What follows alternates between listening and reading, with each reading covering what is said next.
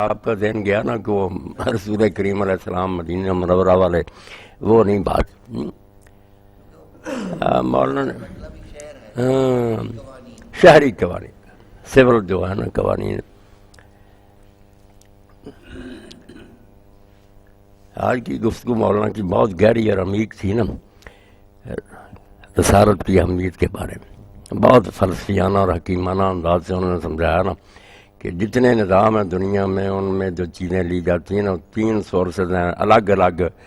جو مفکرین ہیں وہ الگ ہیں، جو علم اخلاق سکھانے والے ہیں وہ الگ ہیں، پھر قوانین بنانے والے لوگ الگ ہیں. جدے جدے پرزے لے کر نا ان کو اکٹھا کرتے ہیں، پھر وہ معجون کو اچھی نہیں بنتی. مفکرین جو ہے وہ خیالی پلاؤ پکاتے رہتے ہیں. جو علم اخلاق والے ہیں ان کی باتیں ہوتی ہیں وہ دنیا کے معاملات سے تعلق نہیں رکھتے، اس لیے وہ نا بہت اونچی باتیں کرتے ہیں جو دنیا میں کوئی کر ہی نہیں سکتا. کوئی کہے گا ہمیشہ سچ بولنا چاہیے، بے شک سب کچھ تباہ ہو جائے. وہ علم اخلاق میں اتنے غرق ہوتے ہیں وہ نہیں دیکھتے کہ دنیا میں ایسے حالات بھی ہوتے ہیں کہ سچ بولنے سے سب کچھ برباد ہو جاتا.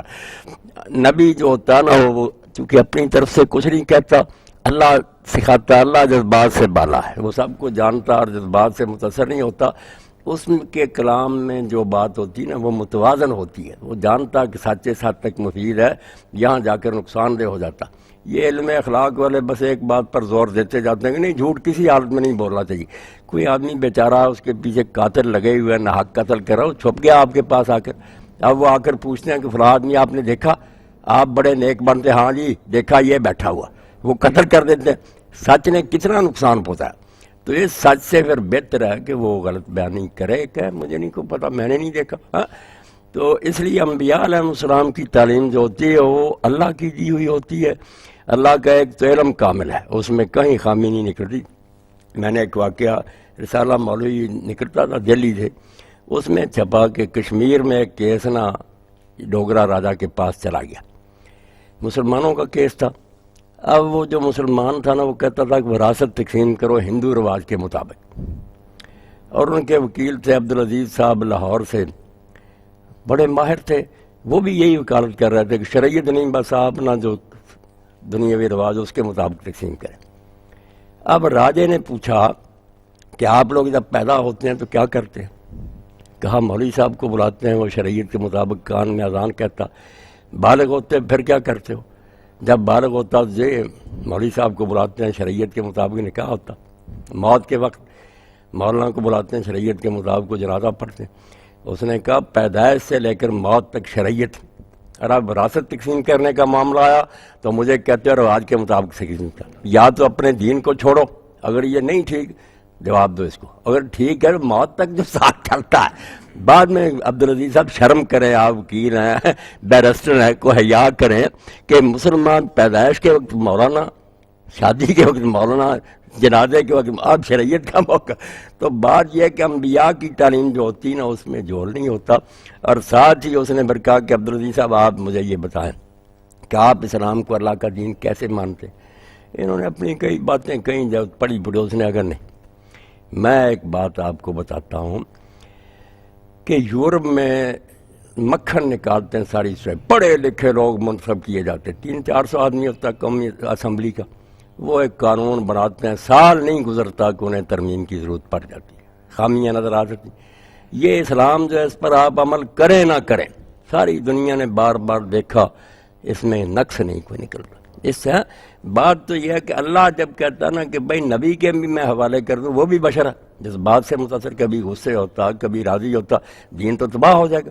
یہ میرا کام ہے قانون سازی. اس لیے اصول فقہ میں سب سے پہلے کہ حاکم کون ہے دین میں، کوئی رسول اللہ کو بھی نہیں حاکم کہا. یہ دنیاوی حاکم لفظ الگ ہے، مگر قانون ساز حاکم کون ہے وہاں صاف ہو کہ ان الحکم الا للہ، حکم دینے کا حق اللہ کو ہے. کیونکہ ایک تو اس کا علم کامل ہے، یہ نہیں کہ سال بعد ترمیم کی ضرورت پڑے. اس نے جو بنا دیا قیامت تک، جیسے مولانا نے کہا کہ سورج جو لاکھوں سال پہلے بھی سورج تھا اب بھی رہے گا، ہاں اس میں کوئی فرق نہیں ہے. وہ سچائیاں ہی ایسی ہیں، اللہ کے علم میں کوئی خامی نکلے تو وہ غلط ہو، پھر وہ جذبات سے متاثر نہیں ہوتا. اور رسول کریم علیہ السلام بھی اگر یہ آپ کے بارے میں فرمایا گیا کہ ما ذلہ صاحبکم و ما غوا، ذلہ یہی ہے. تھانی صاحب رحمۃ اللہ علیہ فرمایا علم میں کوئی خامی، غوا ہے کہ جذبات سے متاثر ہو جانا. پتہ ہے مگر جذبات کی راہ میں بہہ گیا۔ یہ پھر جب حفاظت اللہ کی پیچھے ہوتی ہے نا تو نبی بھی ان سے بچا رہتا ہے، اس کی غلطی اگر ہو بھی فوراً ٹوک دیا جاتا۔ تو اس لیے مولانا نے یہ بات فرمائی کہ یہ لوگ لیتے ہیں 3 مختلف ذرائع سے، مفکر الگ ہیں، علم اخلاق کے معلم الگ ہیں، قانون بنانے والے الگ ہیں، ان کی طبیعتیں ہوتی ہیں الگ۔ قانون سازوں کو تو صرف عملیت چاہیے، پریکٹس، انہیں نہیں نظریات سے۔ مفکر جو ہیں وہ خیالی پلاؤ پکاتے ہیں، علم اخلاق والے بہت بلندیوں پروٹتے ہیں۔ دین جو ہے نا وہ اللہ دیتا ہے۔ اسی لیے جب سورہ جمعہ میں پڑھتے ہیں کیا بات اللہ پاک نے فرمائی، یسبح للہ ما فی السماوات و ما فی الارض الملک القدوس العزیز الحکیم۔ یہ بات کی بادشاہ ہے، ایک تو کسی دوسرے کا حق ہی نہیں قانون بنانے، کیوں بنانے دے، ملک اس کا، کیوں دوسرا کوئی قانون بنائے؟ پھر کہا کہ بادشاہ کے ساتھ القدوس بے عیب بادشاہ، اس کی قانون سازی میں خامی نہیں ہوگی۔ دوسرے جتنے چاہے بلند ہو نا، نبی بھی اگر انہیں پر چھوڑ دوں کبھی جذبات سے متاثر ہو جائیں گے، کبھی علم کی خامی کی وجہ سے کوئی قانون غلط بنا دیں گے۔ میں قدوس پاک، پھر العزیز، یہ گارنٹی کیا کہ جو نہیں پھر عمل کریں گے کیا بدلہ ملے گا؟ اور فرمایا میں عزیز ہوں، میں پھر قوت نافذہ بھی رکھتا ہوں، صرف یہ نہیں قانون بنا دیا چلواؤں گا بھی نہیں، جو چلائیں گے ان کو پوری طرح پکڑوں گا۔ الحکیم، اور یہ بھی خطرہ نہیں کہ وہ غلط فیصلہ کرے، بالکل وہی کرے گا جو سزا کے لائق ہوگا، اس کو سزا ملے گی۔ یعنی اللہ پاک نے فرمایا کہ یہ نبی بھی اس لیے ان کو دین میں نے دیا کہ پیچھے سے میں بولتا ہوں، یہ نہیں بولتے میں ہوں جذبات سے بالا، علم ہے میرا کامل، اس لیے میرے قانون میں نہ ترمیم کی ضرورت پڑے گی نہ کبھی اس میں کوئی جذباتیت نظر آئے گی۔ اللہ کے رسول علیہ السلام نے دیکھا نا یہی جھوٹ جس کو ہم اتنا برا کر، شریعت بھی کہتی ہے کہ شرک کے بعد سب سے بڑی برائی یہی ہے کہ آدمی غلط بیانی کرے۔ میں ایسے مواقع عملیت نے اللہ کے رسول کو اللہ نے بتایا کہ نہیں، ضرورت ہے زندگی میں کہ وہاں آدمی صحیح بات نہ کرے۔ جنگ کے دوران بھی فرمایا تسی اگر دشمن کو صحیح اطلاعیں دے دو کہ ہمارے وہاں ڈیپو ہیں، وہاں اصلاحات، ملک تو برباد ہو جائے گا۔ فرمایا حرم میں غلط بیانی کرو، اور اسی طرح فرمایا خاوند اور بیوی کے تعلقات درست رکھنے کے لیے اگر خاوند کو جھوٹے موٹے وعدے بھی کرتا رہے تو کوئی بات نہیں، روز فرمائشیں نہیں پوری ہو سکتی، مگر خوش رکھو کہ ہاں آ رہی تنخواہ سوٹ بنا دیں گا۔ فرمایا یہ بھی تعلقات درست رکھنے کے لیے کوئی نہیں، اس کو کون جھوٹ کہتا، کیا اس سے بگڑتا۔ اور صلح کرانے کے لیے کہ دو بھائی آپس میں ناراض ہو گئے، آپ اپنی طرف سے اگر کہہ دیں کہ یار میں اس سے ملا تھا، وہ بہت پچھتا رہا تھا، وہ تو کہتا تھا میرا بڑا اچھا بھائی تھا، تو کیا حرج اس میں؟ اس سے آپ پھر ہاں علامہ نبوی رحمۃ اللہ نے ریاض الصالحین میں اصول ہی بنا پھر کھول کر لکھا کہ پتہ چلا کہ کذب بذات خود کوئی برائی نہیں، صرف برائی ہے جب کسی کا حق آدمی دبائے، غلط اطلاع دے کر کسی کو نقصان پہنچائے۔ اگر جائز مقصد ہی نہیں حاصل ہوتا بغیر اس کے تو پھر دیکھیں گے اگر وہ مقصد صرف جائز ہے تو جھوٹ بھی صرف جائز ہوگا، اگر وہ مقصد ہے لازم پھر جھوٹ بھی واجب ہو جائے گا۔ ایک بے گناہ کو بچانے کے لیے جھوٹ بولنا فرض ہو جائے گا کہ آپ دشمن آ گئے پیچھے، کہ مجھے نہیں پتا، میں نے نہیں دیکھا۔ تو اللہ کا دین جو ہوگا نا اس میں نہ تو ترمیم کی ضرورت پڑے گی کیونکہ اللہ کا علم کامل ہے، نہ اس میں جذباتیت ہوگی کہ جو افلاطون کی طرح خیالی ریاستیں بناتے وہ بھی نہیں ہوگا، عملیت پسندوں کی طرح بھی نہیں ہوگا کہ ملک کی ضرورت کے لیے ہر قدر کو پامال کر دو۔ بات ہوگی توازن کی، بیلنس۔ راجہ نے پھر کیا کیا؟ ہاں نہیں، اس نے کہا شریعت کے مطابق فیصلہ ہو۔ بالکل میاں عبدالعزیز صاحب کو اس نے شرمندہ کیا کہ مرنے پیدا ہونے سے لے کر موت تک مولانا کو بلاتے ہو، جب ریاست جب جائیداد تقسیم کرنے کی باری آئی تب کہتے ہیں رواج کی پیروی کریں گے۔ یہ ہماری جو عملی جو ہے اس نے، تو بالکل یہ بحث بہت عمدہ ہے کہ نبی پر اس لیے اعتماد ہے کہ وہ اللہ کی طرف سے بات پہنچاتا ہے، نہ اس کی تعلیم میں کوئی خامی نکل سکتی ہے کہ ترمیم کی ضرورت پڑے، نہ اس میں کوئی جذباتی بات ہو سکتی، بالکل کانٹے کے تول باتیں ہوتی ہیں اس میں۔ مودودی صاحب رحمۃ اللہ نے الجہاد فی الاسلام جو لکھی ہے، انہوں نے کہا اگر اسلام بھی یہ کہتا نہ قتل کرو کسی کو، جیسے بدھ نے کہا کہ بس نہیں جنگ کو دیکھ بھی لے نا بھکشو، جنگ کرنا تو گزارا، صرف جنگ ہو رہی مگر اس نے تماشا دیکھ لیا میرے پیروں نے، وہ بھی نہیں بخشا جائے گا۔ خیالی بات نہیں۔ مولانا کہا اسلام بھی واہ واہ کروا سکتا تھا کہ نہیں کسی کو دکھ نہ دو، مگر یہ اللہ کا کلام، اللہ جانتا ہے کہ اس زمین میں انسان آباد ہے، فرشتے نہیں ہیں۔ یہاں کچھ لوگ تو تعلیم سے ٹھیک ہو سکتے ہیں، کچھ ایسے گندے ہیں کہ ان کا علاج سوائے آپریشن کے نہیں ہو سکتے، اس لیے بالحق کہہ دیا کہ قتل کرنا بہت بری بات ہے، مگر الا بالحق۔ ہاں کئی موقع ایسے آتے ہیں قانون کے مطابق بھی، شریعت کے مطابق بھی قتل کرنا ضروری ہو جاتا، قتل نہ کیا جائے تو باقی ساری سوسائٹی کو تباہ کر دیں گے۔ یہ ہے اللہ کی شریعت کا کمال کہ اس میں توازن ہے، یہ نہیں باتیں کیا خیالی چیزیں کہی گئی ہوں، سوچی سمجھی بات۔ اب عیسائیت بھی جو من گھڑت بنی ہوئی کہ نہیں جنگ نہیں کرنی، حالانکہ جنگیں ہیں، پھر مولوی صاحب کہتے ہیں جنہوں نے یہ باتیں کی اتنی ہیں، پھر بدھ کے پیروکاروں نے، اشوکا وغیرہ نے اور عیسائیوں نے بھی جنگ عظیم عمل ایک دن بھی اس تعلیم پر نہیں ہوا تھا، ایک تھپڑ مارے دوسرا آگے کر دو، کس عیسائی نے کیا؟ اگر کرتے دن کا نشان ہی نہ مل جاتا پہلے دن سے جنگیں کر رہے ہیں دنیا کو تباہ۔ کتاب میں لکھا ہے کہ اگر تیرا کرتا لے تو اپنی قمیص بھی دے دے، اور اگر تھپڑ مارے دوسرا کہ خیالی بات ہے، اس پر تعریفیں ہو سکتی، قرآن ایسی بات کبھی نہیں کہتا، وہ کہتا ٹھیک ہے معاف کرو، معاف کرنے کے ساتھ ہی فرمایا کہ فمن عفا و اصلح، اگر تم معاف کرنے سے وہ آدمی ٹھیک ہو جائے گا پھر معاف کرو، اور اگر وہ غلط معنی لے گا کہ یہ تو بیوقوف لوگ ہیں ان کو نقصان پہنچا دے رہا ہے، یہ معاف ہی کرتے رہتے ہیں، تو بگڑ جائے گا، اس کا علاج پھر دوسرا کہ بالکل سخت سزا دو اس کو، جیسے قصاص کے بارے میں کیونکہ ہم کہہ دیا نا وَلَكُمْ فِي الْقِصَاصِ حَيَاتٌ يَا أُولِي الْأَلْبَابِ۔ اب کئی فرضی یورپ میں نہیں، ایک تو مر گیا اس کو خواہ مخواہ کیوں سزائے موت دینی ہے، کئی ملکوں نے منسوخ بھی کر دی، اب دوبارہ پھر پلٹ رہے ہیں کہ نہیں بحال کرنی پڑے گی، اگر ان قاتلوں کو چھٹی دے دے کہ نہیں یہ ذہنی مریض ہیں بیچاروں سے ہمدردی ہونی چاہیے، یہ تو قتل کر بیٹھے اب ان کو کیوں کرے؟ اللہ نے کہا یہ سب باتیں غلط، اگر بدلہ نہیں لوگو جینا حرام ہو جائے گا، زندگی تبھی باقی رہے گی، سزا دو پوری۔ زنا کے بارے میں چوتھائی صاحب فرمایا کہ کوڑے مارو 100، اور فرمایا کسی کو ترس نہ آئے، یہ لفظ آئے قرآن پاک میں، اللہ سے زیادہ رحیم کون؟ مگر کہا سزا دیتے وغیر ترس کھا گئے کہ نہیں بیچارے کو کیوں مارنا، تو لوگ عزتیں برباد ہوتی رہیں گی۔ وَلَا تَأْخُذْكُمْ بِهِمَا رَأْفَةٌ فِي دِينِ اللَّهِ، یہ سزا نافذ کرتے وقت تمہارے اندر ذرا بھی ترس نہیں آنا چاہیے، بے دردی سے ان کی کھالیں اڑا دو، لوگوں کی عزتیں بچیں گی۔ تو یہ بات مولانا مودودی صاحب رحمۃ اللہ نے فرمائی کہ یہ انسانی مفکر جو ہے نا، کوئی ادھر سے نسخہ لیتے ہیں، کوئی خواب کی باتیں کرتے ہیں، دنیا چلانا نہیں جانتے۔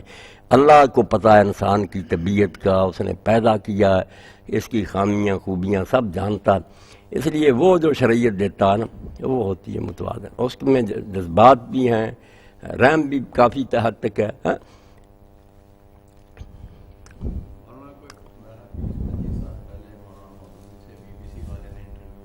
جی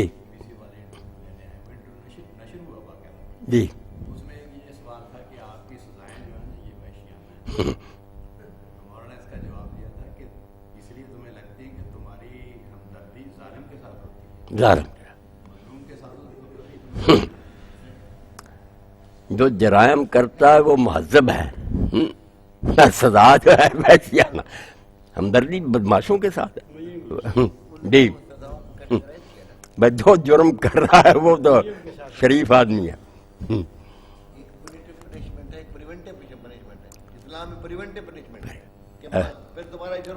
جرم ہے، اور پھر اس کے ساتھ چوتھائی صاحب مولانا نے کئی جگہ واضح کیا، بات بھی ٹھیک ہے، پہلے اسلام کوشش کرتا ہے، ایسے طریقے اختیار کیے ہیں کہ آدمی جرم کرے ہی نہ، ایسا ماحول پیدا کیا جائے کوئی آدمی بھوکا ہی نہ ہو کہ وہ چوری کرے، سارے بندوبست کیے، اس کے باوجود اگر کرتا ہے تو پھر سزا یہی ہے کہ اس کا ہاتھ کاٹ دو تاکہ لوگ اپنے دروازے کھلے رکھ کر سوئیں۔ پہلے تو یہی ہے کہ روٹی کا انتظام کرو، اور مولانا ایک مضمون لکھ دیا نا تفہیمات میں، کوئی یہ دیوبندی علماء دی مودودی صاحب نے لکھ دیا شرعی سزائیں جو ہیں یہ ظلم ہے، بھئی وہ تو پہلے لکھا کہ جس معاشرے میں نہ لوگوں کی روٹی کا کوئی بندوبست ہو، اتنی طبقاتی تقسیم کو، ایک طرف کتے مٹھائیاں کھا رہے ہیں، دوسری طرف لوگ بھوکے مر رہے ہیں، اس میں چوری کرے تو اس کا ہاتھ کاٹنے کے لیے آپ آ جائیں گے تو وہ دین سے تو لوگ متنفر ہو جائیں گے۔ دین کی سزائیں اس ماحول میں ہیں جہاں پہلے سارا بندوبست کیا جاتا ہے کہ کوئی شخص یہ نہ کہہ سکے کہ میں اس مجبوری کی وجہ سے چوری پر آمادہ ہوا، اور حوالہ بھی دیا کہ حضرت حاتب بن ابی بلتہ رضی اللہ تعالیٰ عنہ بدری صحابی تھے، ان کے 2 غلاموں نے ایک اونٹ چوری کر لیا، کھا گئے، پکڑے گئے، انہوں نے اعتراف کیا کہ ہاں ہم نے کھایا، حضرت عمر رضی اللہ عنہ نے حکم دے دیا کہ ان کے ہاتھ کاٹو. پھر خیال آیا اور ان کے بارے میں ان سے پوچھا کہ تمہاری حالت کیا ہے. انہوں نے کہا یہ حاتب سامنے کھڑے ہیں, پوچھ لیں کہ کام ہم سے بہت زیادہ لیتا اور دیتا ہم کچھ نہیں خوراک. اگر ہم مردار بھی کھا لیتے تو حضرت عمر رضی اللہ عنہ ہمارے لیے حلال تھا. صاف بات انہوں نے کہ آپ نے پوچھا کیوں حاتب, وہ جھوٹے تھے, کوئی جواب نہیں آتا. آپ نے فرمایا میں ان کو بری کرتا ہوں اور 2 اونٹوں کی قیمت تمہیں ہر جانا اس کو ادا کر. 2 اونٹوں کی قیمت ہاتھ سے لے کر مالک کو دی, غلاموں کو چھوڑ دیا. ہاں اس لیے مولانا نے کہا قرآن کی لاٹھی اندھی نہیں ہے, وہ دیکھتا کہ اس بیچارے نے کس حال میں یہ جرم کیا ہے, یہ مجبور تو نہیں ہو گیا. تو اللہ کا دین جو ہے اس میں بالکل توازن ہے.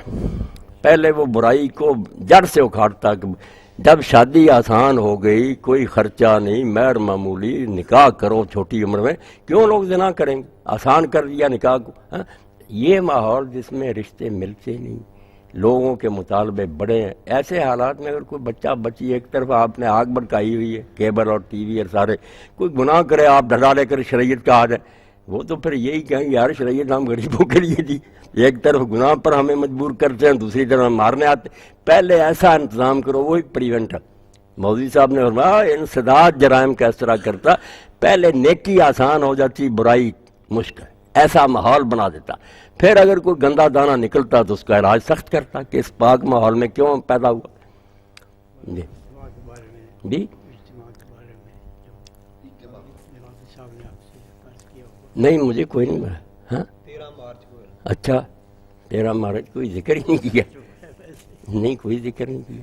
اچھا تو یہ ہے کہ 13 یہ بھائی یہ تحریک اسلامی کا سالانہ اجتماع جو ہے جو ہر سال ہوتا ہے وہ ہو رہا ہے, تو اس سلسلے میں انشاءاللہ گزارش یہ ہے کہ یہ اجتماع کے بعد تھوڑی دیر 5-7 منٹ دیں, وہ بیٹھیں گے تو گفتگو کریں گے. آپ صرف یہ ہے کہ اس میں اعلان کے سلسلے میں آپ اعلان کر بالکل 13 مارچ کو ہے اگلا جو اجتماع آ رہا نا 15 روزہ, تو اس میں سالانہ اجتماع تحریک کا جو نا حکیم صاحب بھی آئیں گے.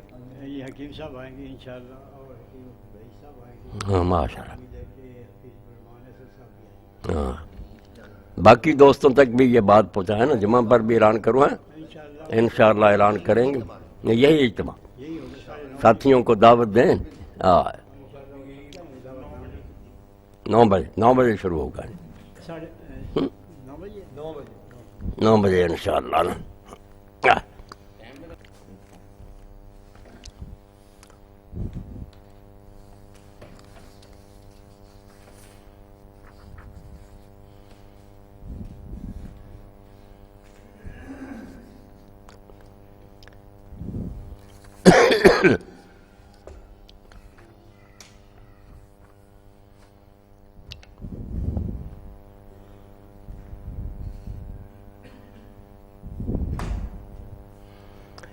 اعوذ باللہ من الشیطان الرجیم, بسم اللہ الرحمن الرحیم.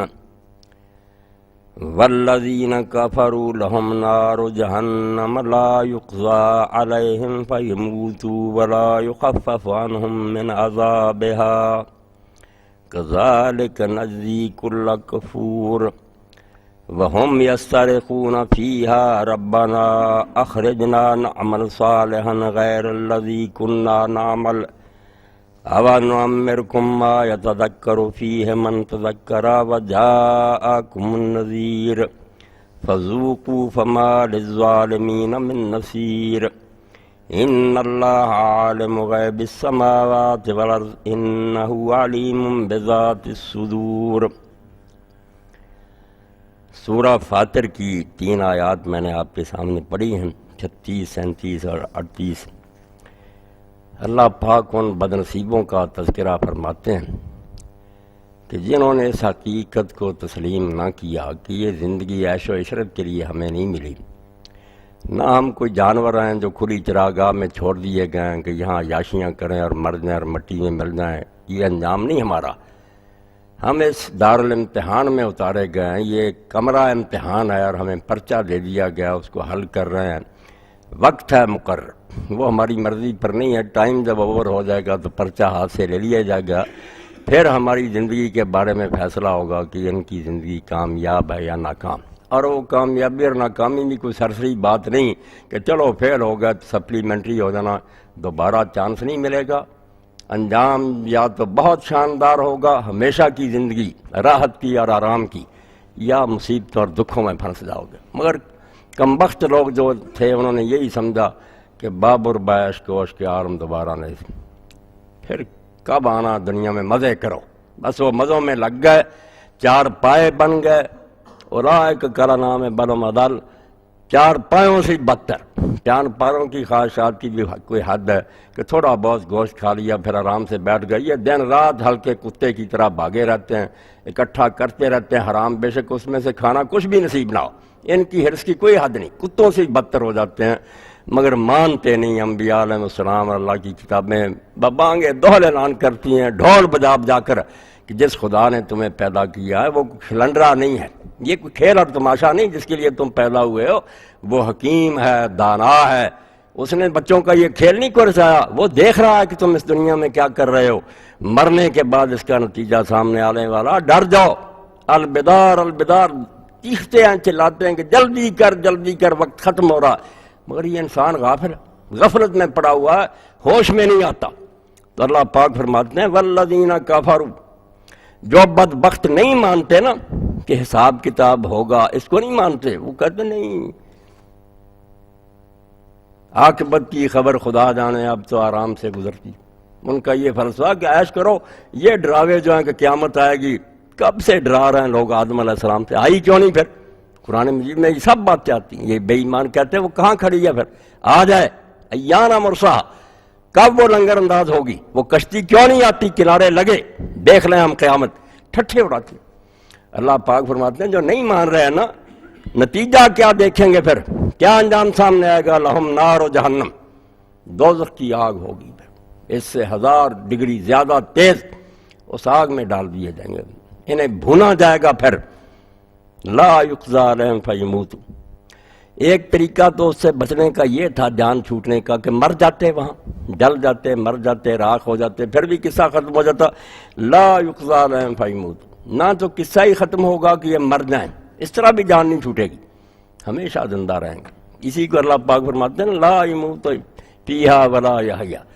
نہ اس میں مریں گے ہی کہ جان بخشی ہو جائے، اور نہ زندگی کا کوئی مزہ ہوگا، جینے کا بھی کوئی نہیں حال ہوگا. بدبخت روتے رہیں گے، چیختے رہیں گے. اب نہیں مانتے. یہ صرف ان کی بات نہیں جو زبان سے کہتے ہیں کہ قیامت نہیں آئے گی. امتوں میں سے ایسے تھوڑے ہوئے ہیں زبان سے مانتے تھے، کیونکہ انبیاء علیہ السلام نے سب کو سکھایا، یہود کو، نصارہ کو، ہندوؤں کو، کہ دنیا تو ایک ہے جہاں جا کر حساب دینا. مگر عملاً یہی حال ہے کہ جیسے کافر ہیں اسی طرح کلمہ گو. یہ بھی بے فکر ہیں کہ نہیں، صبح جام سے گزرتی ہے، شام دل آرام سے گزرتی ہے. صبح شراب پی لیتے ہیں، شام کو کوئی محبوبہ مل جاتی ہے. عاقبت کی خبر خدا جانے، اب تو آرام سے گزرتی. اس میں لگی ہوئی. تو اللہ فرماتا کم بختو، وہ تمہارے سر پر جو تلوار لٹک رہی وہ تو آ رہا وقت اس کا، ہر گھڑی تم اس کی طرف تیزی سے جا رہے ہو. جیسے جہاز ہوتا تیزی سے اپنی منزل کی طرف اڑ رہا، انسان ایک ایسا مسافر میں اور آپ کہ ہر شخص جو ہے اس کا جہاز یا اس کی گاڑی کہیں تھوڑی دیر کے لیے رک جاتی ہوگی. ہماری زندگی کی گاڑی تو ایک سیکنڈ کے لیے نہیں رکتی. جس وقت آئے تھے اسی وقت واپسی سفر شروع ہو گیا. جو دن ختم ہوتا جاتا نا، موت قریب آتی جاتی، قبر کا کنارہ قریب آ رہا. مگر غافل ہے انسان. اللہ کی کتاب میں نیک لوگ صرف یہی اعلان کرتے ہیں، ان میں یہی ایک بات ہے جس لیے یہ نذیر اخواتے ہیں، جھنجھوڑنے والے، خبردار کرنے والے کہ اٹھ کھڑا ہو. کیوں سویا ہوا؟ سفر ہے دشوار، بڑا مشکل سفر ہے جو آگے پیش آنے والا. سفر ہے دشوار، خواب کب تک تو سویا رہے گا؟ یہ نیند چھوڑ. سفر ہے دشوار، خواب کب تک، بہت بڑی منزل عدم ہے. نسیم جاگو، کمر کو باندھو، اٹھاؤ بستر کے، رات کم ہے، وقت بہت تھوڑا. نسیم جاگو، کمر کو باندھو، اٹھاؤ بستر کے، رات کم ہے. کوئی پتہ نہیں کس وقت کوچ کا حکم ہو جائے، ایک سیکنڈ کا بھی اعتبار نہیں. میں اب بول رہا ہوں، کوئی پتہ نہیں اگلا لفظ میں بول سکوں. اس طرح موتیں ہو رہی. تو فرمایا کیوں دیر کرتے ہو تم؟ عقل مند آدمی کو تو چاہیے تزود من الدنیا فإنک لا تدری اذا جن لیل هل تعیش الی الفجر، آنے والے وقت کے لیے کوئی سامان اکٹھا کر لے، کیونکہ جب رات آتی ہے تو تجھے کوئی گارنٹی نہیں کہ صبح تو دیکھے گا، کئی سوئے پڑے مر گئے، لوگ سویرے ان کو جھنجھوڑ رہے ہیں، جگا رہے ہیں، نہیں وہ ابا جی تو بہت ہو گئے۔ میں نے اپنے والد محترم میرے ساتھ سوئے ہوئے تھے، صبح میں وضو کے لیے پانی دے رہا تھا، تہجد کی اٹھے ہی نہیں۔ تو اس لیے اللہ پاک فرماتا کیوں تم غفلت میں پڑے ہوئے ہو، تمہیں پتہ ہے کہ صبح آئے گی۔ اور یہی بات جب کندھے اس طرح ہلا کر حضرت عبداللہ بن عمر رضی اللہ تعالیٰ عنہ کے رسول کریم علیہ السلام نے نصیحت فرمائی، عبداللہ کون فی الدنیا کانک غریب عابر السبیل، دنیا میں ایسے رہو جیسے تم کوئی مسافر ہو، راہ چلتے یا پردیسی۔ تو حضرت عبداللہ رضی اللہ عنہ پر اس نصیحت کا یہ اثر ہوا جب حضور نے فرمایا کہ یہ سمجھو کہ تم پردیسی ہو اور عابر السبیل، پردیسی سے بھی آگے سمجھو کہ تم راہ چل رہے ہو، پردیسی بھی کہیں تھوڑی دیر کے لیے تو روک ہی نہیں رہے، چل رہے۔ تو حضرت عبداللہ رضی اللہ عنہ پھر یہ کہتے تھے لوگوں کو، اس حدیث کی وجہ سے اتنا ان پر اثر ہوا تھا کہ دنیا اذا اصبحت فلا تنتظر المساء، اور میرے بھائی جب صبح ہو تو شام کا انتظار نہ کیا کرو کہ شام کو یہ نیکی کر لیں گے، وَإِذَا أَمْسَيْتَ فَلَا تَنتَظِرْ الْمَسَاءَ، اور شام ہو تو صبح تک پینڈنگ نہ کرو، وَعُدَّ نَفْسَكَ مِنْ أَصْحَابِ الْقُبُورِ، اپنے آپ کو تم قبروں والوں میں گنا کرو، پھر اس میں سے نام کاٹ کہ میں زندوں میں نہیں ہوں، میں مردوں میں جا چکا، جیسے میرے بھائی سارے جا چکے میں ان میں ہوں۔ اور ایسے ہی ہے، بالکل یہی وقت آئے گا۔ شیخ عبد القادر جیلانی رحمۃ اللہ علیہ کے خلیفہ شاگرد بھی ہیں، بہت بڑے عالم ہیں، ابن قدامہ حنبلی رحمۃ اللہ علیہ، ان کی کتاب المغنی فقہ اسلامی کی ان 3 کتابوں میں سے جن کے بارے میں شیخ عز الدین بن عبدالسلام کہتے ہیں کہ جب تک یہ 3 کتابیں ہیں، المغنی ہے، المحلہ ہے، التمہید ہے، اسلامی قانون مٹ نہیں سکتا، سارے مسلک ان کے دلائل انہوں نے بیان کر دیے۔ تو شیخ ابن قدامہ رحمۃ اللہ علیہ شاعر بھی تھے، تو وہ کہتے ہیں اللہ کے بندے تو کیوں غفلت میں پڑا ہوا، الا کم تجعل التسویف دابن، کب تک تو یہ عادت بنائے رکھے گا کہ کل کو کریں گے، تھوڑی دیر کے بعد کریں گے، یہ صوفہ جو ہے کہ کر لیں گے، یہ کب تک تو یہ طریقہ اختیار کرے گا، الا کم تجعل التسویف دابن الا اما یکفیک انذار المشیبی، اب تو تیرے بال بھی سفید ہو گئے ہیں، بڑھاپا بھی تجھے نہیں غفلت سے جگاتا کہ وقت آ گیا، یہ بالوں کا سفید بتا رہا کہ جوانی گئی، اب تو منزل قریب آ گئی۔ کاڑے وار جہاں بگے ہوئے تھے موت سنے آیا، حافظ محمد لکھوی رحمۃ اللہ علیہ فرماتے ہیں اب تو چھوٹی عمر میں آ جاتے ہیں، مگر پہلے تو یہی تھا نا کہ سفید بال آنے اشارہ ہوتا تھا کہ بس وقت آدھا جو ہے گزر گیا۔ کاڑے وار جہاں بگے ہوئے تھے موت سنے آیا، کر کچھ فکر چلن دی پیارے کیوں دل کھیڈن آیا۔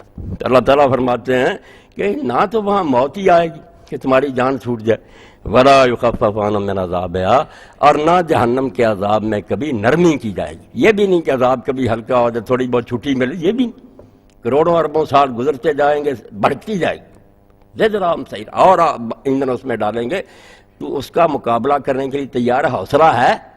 یہی بات حضرت علی نے فرماتے ایک طرف سے ایک مچھر کاٹ جائے تو ہم سے وہ برداشت نہیں ہوتا، تو دوزخ کی آگ، اللہ کہتا ہے جو نہیں مان رہا ہے، یہاں ان کی آنکھیں نہیں کھلتی لمبی ٹان کر سوئے ہوئے، وہ پھر سن لیں کہ وہاں نہ یہ مریں گے نہ عذاب میں کمی آئے گی، کذالک نجزی کل کفور، اور فرمایا جو ناشکرے ہیں، اتنی نعمتیں میں نے دی کہ پیدا کیا، صرف پیدا نہیں کر دیا، اتنے سامان ارد گرد بخیر دیے کہ جس وقت جس شے کی ضرورت ہے اس کو مل رہی، سپلائی جاری، صبح اٹھتا ہے ڈھیر سبزیوں کے دکانوں پر فروٹ ہیں، ادھر بیوٹی پارلر ہیں، لباس ہیں، گاڑیاں ہیں، ادھر آکسیجن ہے، پانی کے ذخیرے ہیں، بادل ہیں، کتنا جہان تیری خدمت میں لگا ہوا، تجھے شرم نہیں آتی؟ دن رات یہ کارخانے تیری خدمت میں دوڑ رہے ہیں، مگر تو ایک اللہ کا حکم نہیں مانتا۔ کذالک نجزی کل کفور، ایسے جتنے ناشکرے ہیں، کتنی انگنت نعمتیں برت رہے ہیں، مگر اس کے سامنے سر نہیں جھکاتے۔ ان کا علاج پھر یہی ہوگا کہ یہ آگ میں بھونے جائیں گے، وَهُمْ يَسْتَرِخُونَ فِيهَا، وہاں پھر یہ چلائیں گے، بہت فریاد کریں گے، بلند آواز سے روئیں گے، ربنا اخرجنا، ہمارے رب ہمیں یہاں سے نکال۔ اس وقت یہ منتیں کریں گے پھر کہ دوزخ سے ہمیں نکال، نعمل صالحا، اب ہم نیک کام کریں گے، غیر الذی کنا نعمل، اب وہ کوئی کام نہیں کریں گے جو پہلے کرتے تھے، توبہ وہ نہیں کریں گے، اب نیک کریں گے۔ تو اللہ تعالیٰ کی طرف سے جواب کیا ہے؟ جب یہ چیخیں گے چلائیں گے، اولم نعمرکم ما یتذکر فیہ من تذکر، اس لیے قرآن ذکر ہے نا، تذکیر، یاد دہانی فرمایا. کوئی نئی بات نہیں میں بتاتا، باتیں پہلے ہی تجھے معلوم ہیں مگر تم بھلا دیتے ہو، آنکھیں بند کرتے ہو. میں صرف آنکھیں کھولتا ہوں کہ لوگ مر نہیں گئے. کہاں گئے تیرے بھائی باپ ماں سارے؟ اپنے ہاتھوں سے تو قبر میں رکھ کر آیا، مگر پھر نہیں تو سوچتا کہ باری تیری بھی آئے گی. تو میں صرف یاد دلاتا ہوں. تو اللہ پاک نے فرمایا کہ چلو کسی کو تھوڑی عمر ملی ہے میں اس کا عذر مانتا ہوں کہ سوچنے سمجھنے کا موقع نہیں ملا، بچپن تھا، جوانی. اب میرے کو ما یتذکر فی من تذکر، اور کیا ہم نے تمہیں اتنی عمر نہیں دی تھی کہ اگر تم نے ہوش کرنا ہوتا، جاگنا ہوتا تو جاگ سکتے تھے. اور اس کی تشریح رسول کریم علیہ السلام نے 60 سال کی. ہم میں سے کئی اس عمر کو پہنچ چکے ہیں. رسول کریم علیہ السلام نے صاف فرمایا، حضرت ابو ہریرہ رضی اللہ عنہ روایت کرتے ہیں، آذر اللہ الی امرئن اخر اجلہ حتی بلغہ 60 سنہ، جس کو اللہ نے اتنا ٹائم دے دیا کہ وہ 60 سال کی عمر کو پہنچا، اب اللہ نے اس کے بہانے ختم کر دیے. اب نہیں سنیں گا اس کی کوئی فریاد کہ اتنی لمبی عمر دی 60 سال، پھر تجھے شرم نہیں آئی؟ تو کیا میں نے اتنی عمر نہیں تمہیں دی تھی کہ اگر سمجھنا ہوتا، جاگنا ہوتا، ہوش پکڑنا ہوتا تو تم پکڑ لیتے. وجاکم النذیر، اور اس کے ساتھ ساتھ تمہیں ڈرانے والے بھی تمہارے پاس بھیجے گئے. ڈرانے والے اللہ کی کتابیں بھی نذیر ہیں، ھذا نذیر من النذر الاولی. کتنے نوٹس آئے اللہ کی طرف سے. اللہ کے پیغمبر بھی ہیں، اور علماء نے یہ بھی کہا کہ خود بڑھاپا بھی نذیر ہے، دوستوں کا مرنا بھی نذیر ہے. ساتھی جاتے ہیں وَأَرَاكَ تَحْمِلُهُمْ وَلَسْتَ تُرُدُّهُمْ فَكَأَنَّنِي بِكَ قَدْ حُمِلْتَ فَلَمْ تُرَدْ. کہتے ہیں تو ان کو اٹھا کر لے جاتا چارپائیاں آپ کندھوں پر، اور دیکھتا بھی پھر وہ گھر کو لوٹ کر آئے، تو چھوڑ آیا اپنے بڑے جگر کے ٹکڑے اور ساتھی جن کے بغیر ایک سیکنڈ نہیں رہ سکتا تھا. فَلَمْ تُرَدْ، نہیں لے کر آیا، پھر ان کو وہیں چھوڑا مٹی کے نیچے. وَأَرَاكَ تَحْمِلُهُمْ وَلَسْتَ تُرُدُّهُمْ، تو دیکھتا ہے اپنے آپ کو کہ ان کو اٹھا کر لے جاتا ہے، لے کر واپس نہیں آتا. فَكَأَنَّنِي بِكَ قَدْ حُمِلْتَ فَلَمْ تُرَدْ. تو مجھے صاف اسی طرح نظر آ رہا کہ ایک دن تو بھی اٹھایا جائے گا، تیری بھی چارپائی اس طرح کندھوں پر ہوگی، آپ واپس نہیں آئے گا، بیٹے آ جائیں گے، بھائی آ جائے گا، تو وہیں رہ جائے گا، مگر ہوش نہیں کرتا تم. الموت فی کل حین ینشر الکفن ونحن فی غفلۃ عما یراد بنا. ہر وقت قبر جو ہے نا، کفن ہر وقت موت کفن پھیلا رہی ہے، کبھی اس گھر میں بچھ رہا ہے، کبھی اس گھر میں. روزانہ تو اعلان سنتے ہیں آپ کہ فلاں چلا گیا جی آؤ اس کے جنازے میں. تو کفن ہر وقت موت جو ہے بچھا رہی ہے، مگر ہم غفلت میں پڑے ہوئے ہیں، اور ہم نہیں سوچتے کہ ہمارے بارے میں ہو سکتا ابھی فیصلہ ہو گیا ہو، بعد میں ہماری باری ہو. سوئے ہوئے، بالکل سوئے ہوئے ہیں.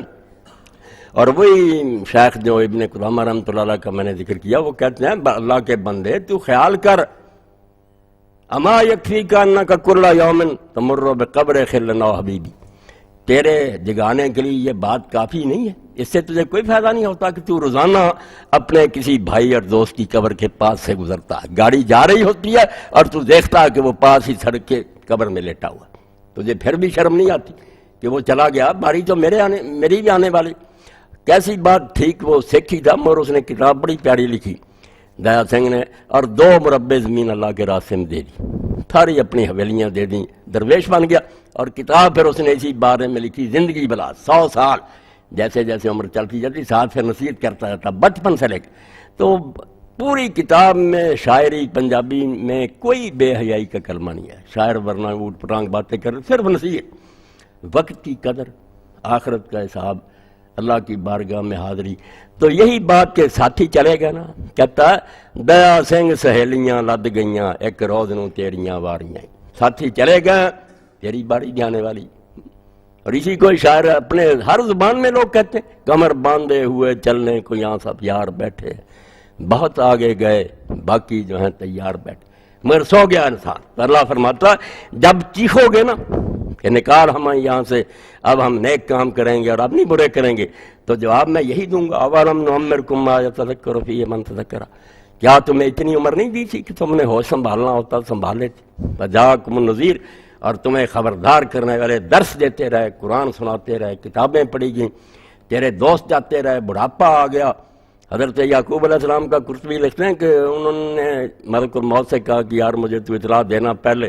تو جب وقت آیا اطلاع اس نے کیا دینی، کہنے لگے بتایا نہیں. اس نے کہا بتاتا تو روز تھا، جب ساتھی جاتے تھے آپ ان کے جنازے میں جاتے تھے، آپ کو پتہ نہیں چلتا تھا کہ آپ کے نام بھی حکم جاری ہونے والا، کوئی الگ اطلاع نہیں تھی. مگر ہم جاتے ہیں، دیکھتے ہیں، پھر اسی طرح غفلت میں پڑ جاتے ہیں.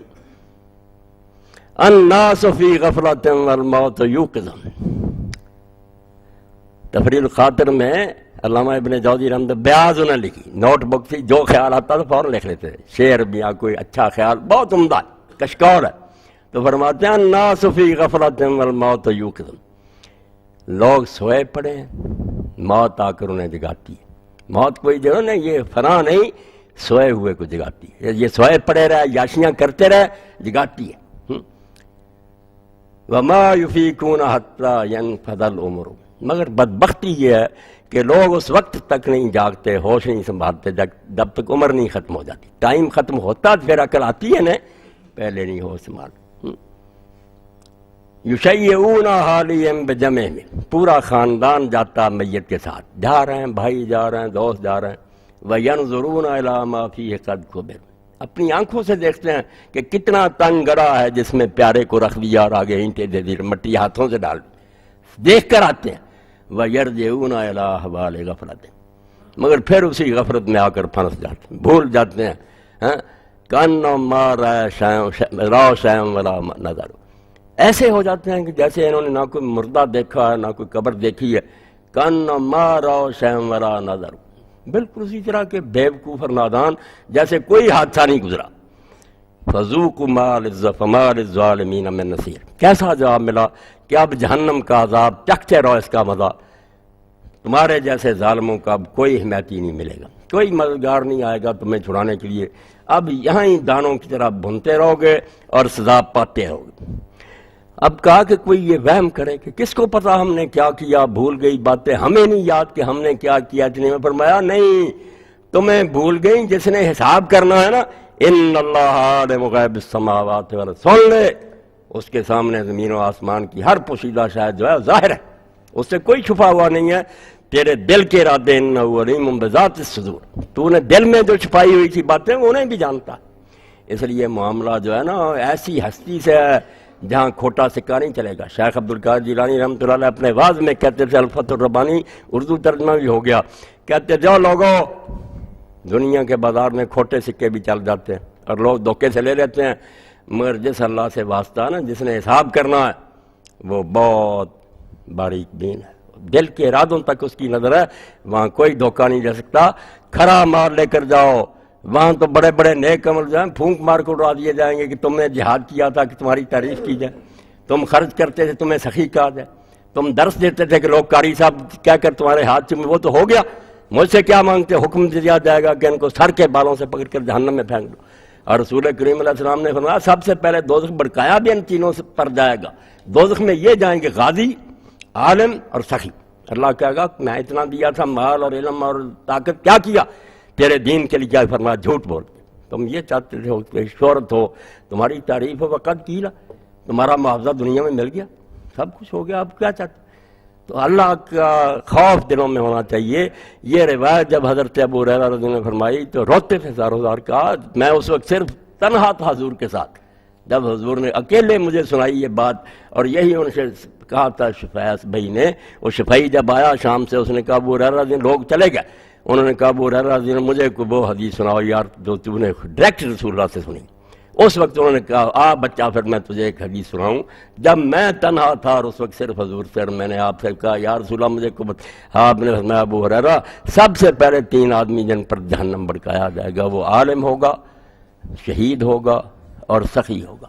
اور پھر تفصیل بیان فرمائی، اور شفیع جب پھر شام گیا اور حضرت معاویہ رضی اللہ عنہ کے سامنے اس نے یہ چیز بیان کی تو حدیث پاک میں 3 مرتبہ حضرت معاویہ بے ہوش ہو کر گئے، اور بعد میں فرمایا واقعی اللہ کہتا فمن کان یرجو لقاء ربہ فلیعمل عملا صالحا ولا یشرک بعبادۃ ربہ، جس کو یقین ہے کہ ایک دن میں نے رب کا سامنا کرنا، اللہ کی رات میں کھڑے ہونا، وہ نیک کام کرے اور اس نیکی میں اپنے رب کے ساتھ کسی کو نہ ملائے، خالص اس کی نیت سے کرے، ورنہ کیا کرایہ بھی غارت چلا جائے۔ تو زندگی جو ہے نا بڑی ناپائیدار ہے۔ آپ لوگوں میں نے اخبار میں پڑھا ہوگا، میں بہت متاثر ہوا، میرے گاؤں کے ساتھ ہی گاؤں برادری کے وہ بیچارے آ رہے تھے کاروبار کے لیے، اور دور میں سے مزدور جو تھے وہ میرے بچوں کے مکان کے سامنے مکان بن رہا، اس میں کرتے تھے کام، غریب تھے سارے، الٹ گئی بات، موڑ پر الٹی، 9 کے قریب تو ایک ہی بستی اسی وقت مر گئے، 26-27 اسپتال میں، ان میں سے بھی روز کوئی نہ کوئی مر رہا. اس لیے زندگی بہت ناپائد، اس سے زیادہ غدار کوئی نہیں، بے وفا کوئی پتہ نہیں کس وقت یہ ساتھ چھوڑ جائے. اگلے اجتماع تک میں اور آپ میں سے کوئی ہو یا نہ ہو، اللہ کو اس کا علم ہے. تو دانائی عقل مندی یہ ہے کہ اس کو ضائع نہ کیا جائے، کوئی لمحہ فضول نہ ہو. جیسے حضرت سعدی فرماتے ہیں خیر کنہ فلان و غنیمت شمار عمر. اے اللہ کے بندے کو اچھا کام کر لے، جو ٹائم ملا ہوا ہے اس کو برت لے. زاں پیش تر کے بانگ برآید فلان امان، اس سے پہلے کہ کسی سپیکر پر مسجد میں اعلان ہو جائے کہ فلاں نہیں رہا بھائی فلاں وقت اس کا جنازہ ہوگا، یہ اعلان تو ہوگا، اس اعلان سے پہلے کچھ کر لے، ورنہ قصہ ختم ہو جائے گا. پھر تو روئے گا، چلائے گا، کوئی وقت نہیں ملے گا. اللہ کے رسول علیہ السلام اور آپ کے ساتھیوں نے سب سے زیادہ یہی بات لوگوں کے ذہنوں میں بٹھائی، اور یہی وہ کیمیا ہے جس سے مسے خام جو ہے کچا تانبا وہ سونا بن جائے. جس کے دل میں یہ بیٹھ گئی بات وہ ولی ہو گیا. کوئی مرشد نہیں چاہیے، کوئی ریاضت نہیں چاہیے، دل میں یہ بات بیٹھ جائے.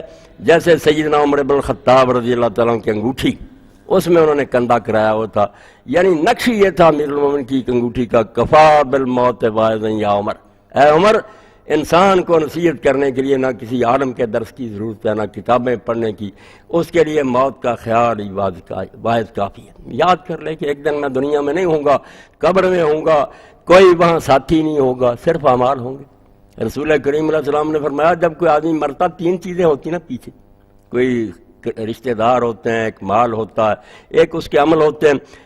ایک تو گھر ہی رہ جاتا، مال تو ساتھ ہی نہیں جاتا. دوسرے ہوتے ہیں رشتہ دار، وہ لید میں رکھ کر آ جاتے ہیں. ایک تیسرا ساتھی رہ جاتا، وہ اچھا ہوتا تو پھر تو آ جاتا، چار ارد گرد کھڑے ہو جاتے. ادھر نماز کھڑی ہوگی، ادھر روزہ، ادھر صدقہ خیرات، فرشتے آتے ہیں، وہ چاروں طرف کھڑے ہوتے ہیں. وہ کہتے ہیں کیا ایسا آپ مانگتے، ہم کھڑے ہیں اس کی باری کے لیے.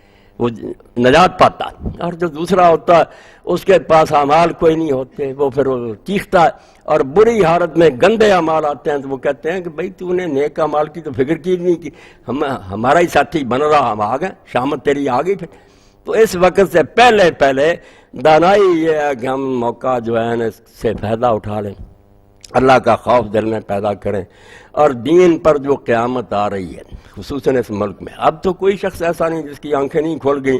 وہ صاف دیکھ رہا کہ اب بے حیائی کی حدوں کو چھو لیا ہے ان لوگوں نے، اور اعلانیہ ڈٹائی کے ساتھ اللہ رسول کو للکار رہے ہیں، قرآن کا مذاق اڑا رہے ہیں، دین کے ٹھٹھے اڑا رہے ہیں، اور کہہ رہے ہیں کہ جن کو یہ بدماشیاں پسند نہیں وہ آنکھیں بند کر لیں، وہ اپنے ٹی وی بند کر لیں. یہ ایسے ہی ہے جیسے کوئی غریب کا انصاف نہیں ملتا تو کہا جائے پھر تو عدالت میں ہی نہ جائے. کوئی کہ یہاں نہیں اچھا سلوک ہو رہا ملک میں، چل پھر تو ملک چھوڑ دے.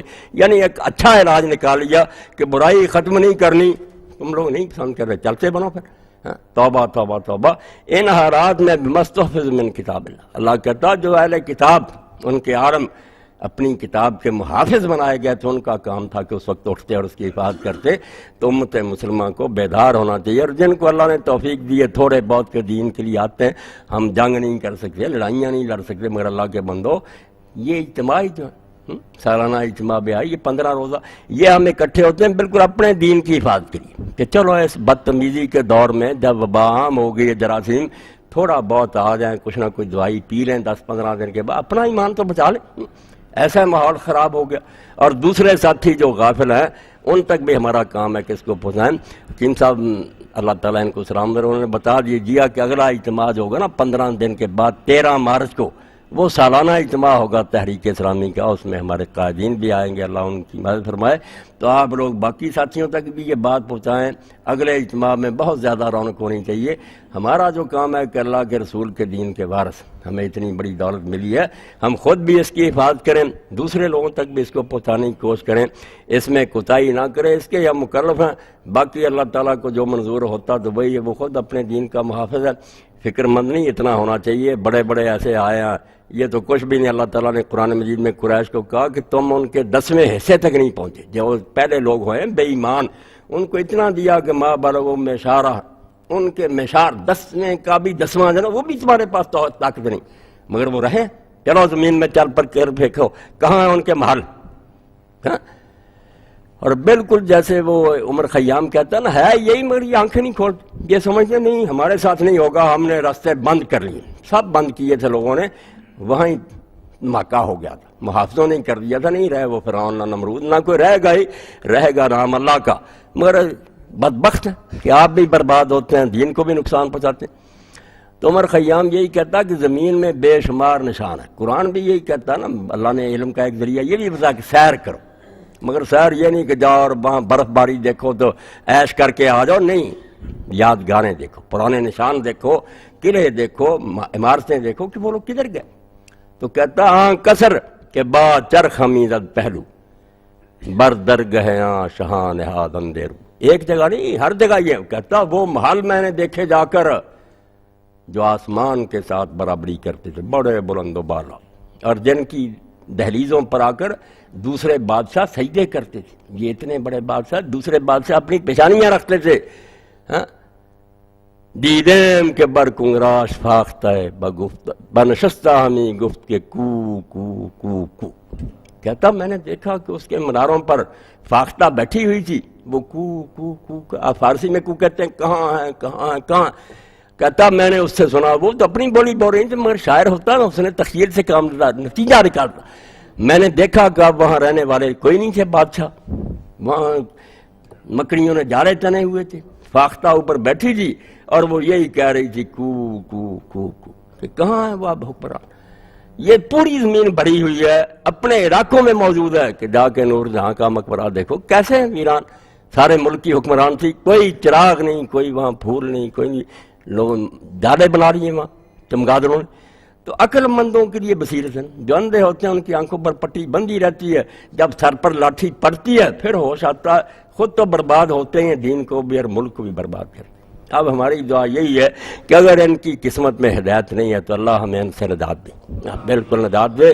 تیرے دین کے ساتھ یہ مذاق کر رہے ہیں، نہ عمل کرتے تو کوئی بات نہیں تھی، نہ مراد استہزاء ٹھٹھے سے کام لے رہے ہیں، اور جو بیچارے تھوڑا بہت دین پر چلتے ہیں ان کا مذاق اڑاتے ہیں کہ تم اپنے پردے گھروں میں رکھو داڑیاں، تو اب تو معاملہ شرم و حیا سے بہت آگے لگ گیا۔ اللہ تعالیٰ کے سامنے التجا ہے کہ وہ ہمیں بھی اس فتنے کے دور میں راہ راست پر قائم رکھے اور ان ظالموں کو ہدایت دے، یا ورنہ ان سے نجات دے ہمیں۔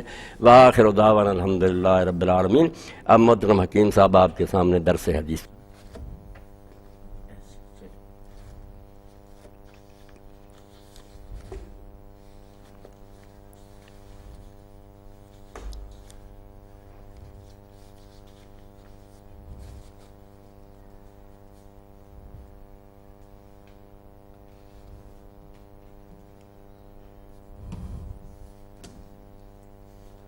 بسم اللہ الرحمن الرحیم۔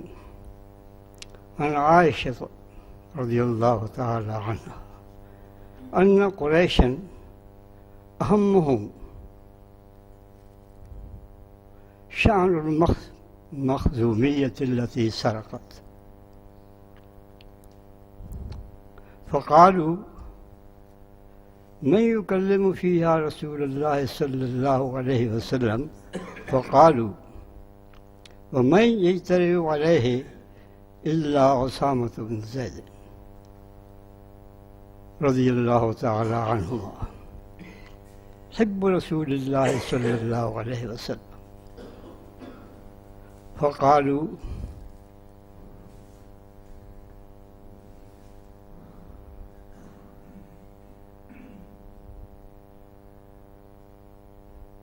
فكلم أسامة رضي الله تعالى عنه فقال أتشفع في حد من حدود الله تعالى، ثم قام فاختطب ثم قال إنما أهلك الذين من قبلكم أنهم كانوا إذا سرق فيهم الشريف تركوه، وإذا سرق فيهم الضعيف أقاموا عليه الحد، وأيم الله لو أن فاطمة بنت محمد صلی اللہ علیہ وسلم سرقت لقطعت یدہا۔ یہ صحیح مسلم اور صحیح بخاری اور ان کے علاوہ 3 اور سیاح نے 5 نے ان کی حدیث کی روایت کی ہے، اور روایت یہ حضرت عائشہ رضی اللہ تعالیٰ عنہ سے۔ آپ فرماتی ہیں کہ ان قریشن اہمہم شان المخزومیۃ التی سرقت، کہ قریش جو تھے ان کو بڑی پریشانی ہوئی اس مخزومی عورت کی وجہ سے جس نے چوری کی تھی، اور اب اس کا ہاتھ اس پر لگنے والی تھی اور اس کا ہاتھ جو ہے وہ کاٹا جانا تھا۔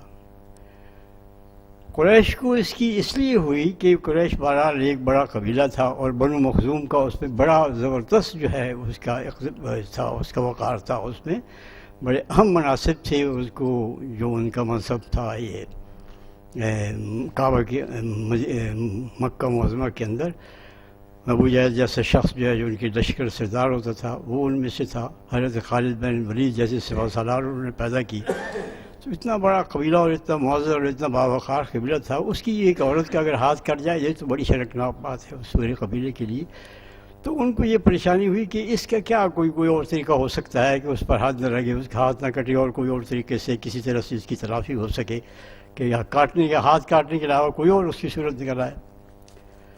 تو انہوں نے کہا کہ اب یہ تو وہ جانتے تھے کہ یہ اس پہ حد ہے اور یہ قرآن مجید کے اندر اس کا حکم ہے کہ اس کا ہاتھ کاٹ دیا جائے، لیکن یہ ہے کہ اس سلسلے میں اگر کوئی بات کرنی ہے تو یہ بات کرے گا. اللہ کے نبی سے ایک ایسی بات کرنا جو کہ قرآن مجید کی تعلیمات سے کچھ ہٹ کے ہی ہوگی، کیونکہ اگر کوئی اور سزا اس کے لیے مقرر ہوتی ہے تو وہ قرآن والی سزا تو نہیں ہوگی. تو انہوں نے کہا کہ ایک شخص ہی ہو سکتے ہیں، اسامہ بن زید. وہ نبی کریم صلی اللہ علیہ وسلم کے بہت پیارے اور محبوب شخص ہیں، اور ان کے باپ جو تھے وہ بھی ان کو بھی بہت پسند کرتے تھے. حضرت اسامہ بن زید کے بارے میں یہ سب لوگوں کو آپ جانتے ہیں، سب تاریخ پڑھتے ہیں کہ ان کا یہ مقام تھا کہ ایک دفعہ جب وہ حضرت عمر رضی اللہ عنہ نے وظائف مقرر کیے صحابہ کے، تو حضرت اسامہ کا وظیفہ جو ہے وہ اپنے بیٹے عبداللہ سے زیادہ مقرر کیا. عبداللہ بن عمر جو ابن عمر کے نام سے جن کو یاد کیا جاتا ہے. تو انہوں نے کہا کہ امیر المومنین بات یہ ہے کہ ٹھیک ہے جو کچھ بھی ہے آپ نے اور لوگوں کو جو مقرر کیے ہیں مجھ سے زیادہ وظائف کیا اس پہ اعتراض ہو سکتا ہے، لیکن اسامہ نے مجھ سے بڑھ کے اسلام کی کون سی خدمت کی ہے جو آپ نے ان کا وظیفہ زیادہ مقرر کیا. تو حضرت عمر رضی اللہ عنہ نے فرمایا کہ اسامہ تم سے اور اسامہ کے والد زید جو ہیں وہ تمہارے والد سے زیادہ نبی کریم صلی اللہ علیہ وسلم کو عزیز تھے، اس لیے ان کا وظیفہ زیادہ مقرر. تو اس مقام کے آدمی جو لوگوں کی نظر بھی ٹھیک پڑی تھی کہ یہ آدمی ہو سکتے ہیں جن کی بات اگر کوئی کر سکتا ہے، اس بات کی ضرورت اور تو کسی کی ضرورت ہی نہیں ہو سکتی تھی کہ اس طرح کی بات کرے. تو یہی ایک شخص ہو سکتے ہیں جن کا حضور نبی کریم صلی اللہ علیہ وسلم کے دل میں اتنا مقام ہے کہ وہ کچھ اس سلسلے میں اگر کوئی بات ہو سکتی ہے تو کرے. تو حضرت اسامہ نے حضور کی خدمت جب جا کے یہ عرض کیا تو آپ نے فرمایا کوئی ساری باتیں وہ محبتیں جو ہیں وہ ایک طرف رہ گئی.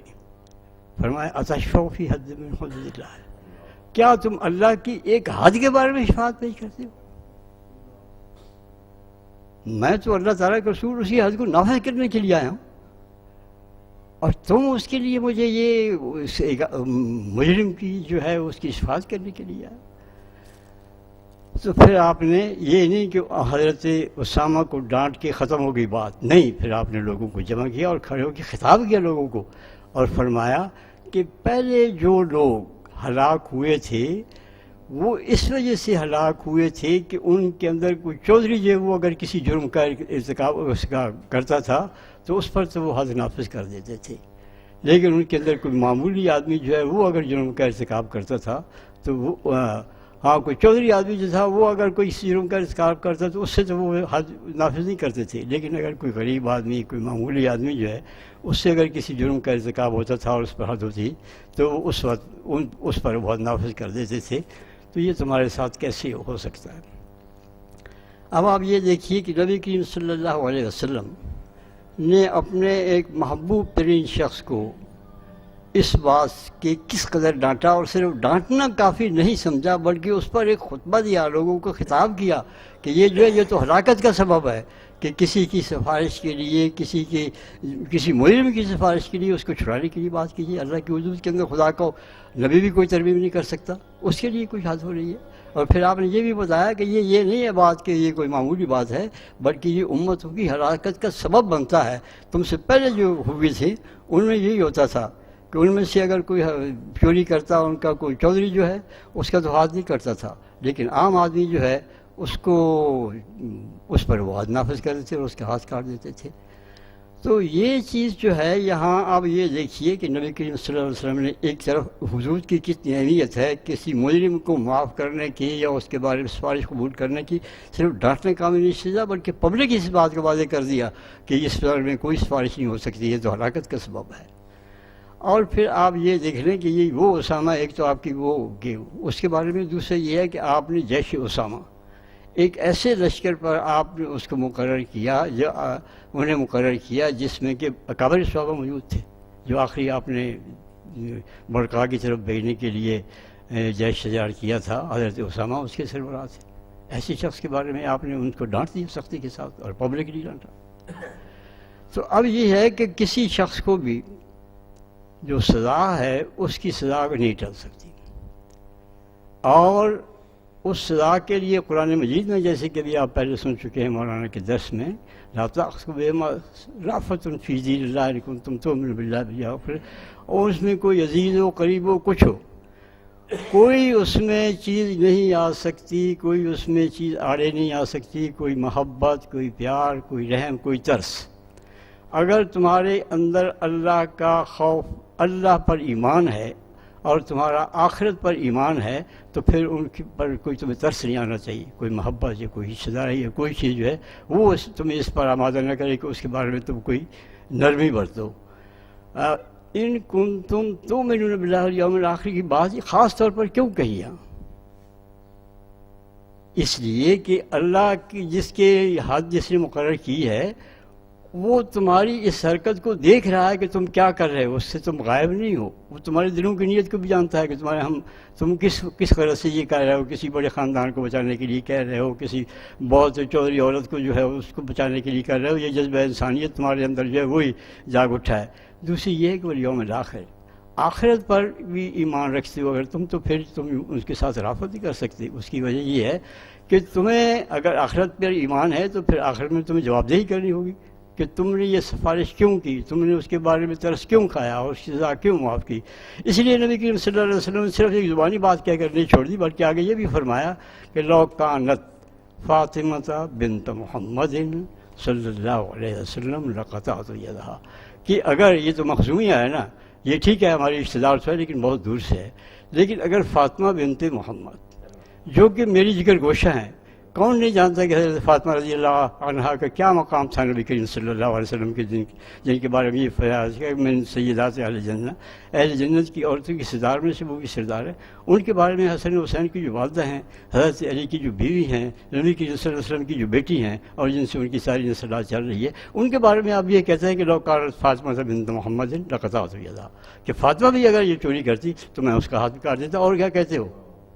فاطمہ سے زیادہ مجھے کون سا عزیز ہو سکتا ہے؟ لیکن اگر وہ چوری کرتے تو میں ان کا بھی ہاتھ کاٹ دیتا۔ پھر آپ یہ دیکھیے کہ یہ کسی کو کہنا کہ مجھے بابا کے ساتھ کہتا ہوں کہ وہ بے گناہ ہے، یہ کسی کو کوئی شخص نہیں ہے۔ یہ اگر کوئی کہتا ہے تو اس کا حق سب سے اگر کسی شخص کو ہو سکتا تھا تو وہ نبی کریم صلی اللہ علیہ وسلم کو ہو سکتا تھا، لیکن انہوں نے یہ حق استعمال نہیں کیا۔ حضرت عائشہ رضی اللہ عنہا پر جب تہمت لگائی گئی تو نبی کریم صلی اللہ علیہ وسلم نے یہ نہیں کہا کہ میں یہ دعوے سے کہہ سکتا ہوں کہ وہ بڑی ہے، وہ بھی گناہ ہے، نہ حضرت ابوبکر صدیق رضی اللہ تعالیٰ عنہ کا جن کے گھر میں وہ پلی، جن کے گھر وہ بڑی، نبی کریم صلی اللہ علیہ وسلم کی آنکھوں کے سامنے وہ پیدا ہوئی، بڑی 60 سال ان کے ساتھ تھی۔ انہوں نے یہ نہیں کہا کہ میں ان کی برات کا اعلان کرتا ہوں، میں یہ کہتا ہوں بے گناہ ہے۔ ایک قانون کا اپنا طریقہ ہے، شریعت کا اور تمام قوانین کا۔ کسی ایک فرد کو، کسی ایک شخص کو کسی کے بارے میں یہ نہیں کہہ سکتا کہ وہ جو ہے وہ مجرم ہے یا نہیں ہے۔ یہ کام عدالت کا ہے، عدالت کہے گی کہ وہ اگر فیصلہ کرے کہ وہ مجرم نہیں ہے تو وہ اس کی جان چھوٹے گی، ورنہ عدالت اگر یہ نہیں کرے گی، اس مجرم قرار دے گی، تو پھر اس کے لیے کوئی حکیم، کوئی امیر المومنین بھی ہے وہ بھی کچھ نہیں کر سکتا۔ یہاں تو یہ ہوتا ہے کہ اسلامی عدالت جو ہے وہ تو اس قدر نازک ہے کہ حضرت زید بن ثابت کے سامنے حضرت عمر بہت ایک مستغیث کے گئے، ان کے دوسرے فریق جو تھے وہ بھی صحابی تھے، لیکن انہوں نے ذرا اکرام کی وجہ سے، ان کی ضرورت احترام کی وجہ سے کہ امیر المومنین نے اپنے ساتھ بٹھانا چاہا، فرمایا یہ تم نے پہلا ظلم ہے جو تم نے کیا، میں تو اسے ایک فریق کی حیثیت سے آیا ہوں، امیر المومنین تو نہیں ہوں، اب تمہیں جو دوسرا شخص ہے فریق مقدمہ تم اس کے ساتھ بٹھاؤ۔